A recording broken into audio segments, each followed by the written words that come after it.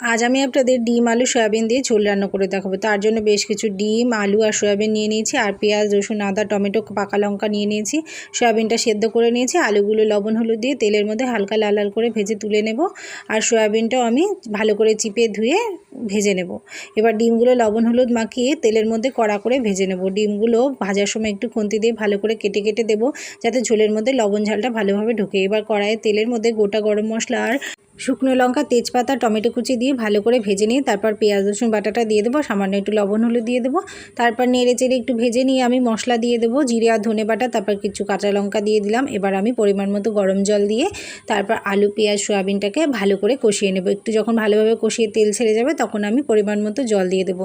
জলটা খুব ভালোভাবে ফুটে গেলে আরেকটু লবণ হলুদ দেবো আর ডিমগুলো দিয়ে দেবো। ডিমগুলো খুব ভালো করে ফুটিয়ে নেব। এইভাবে কিছুক্ষণ নেড়ে চেড়ে আমি গরম মশলার গুঁড়ো দিয়ে ডিমের ঝোলটাকে নামিয়ে নেব। দেখুন ঝোল আমার রেডি। কেমন লাগলো কমেন্টে জানাবেন।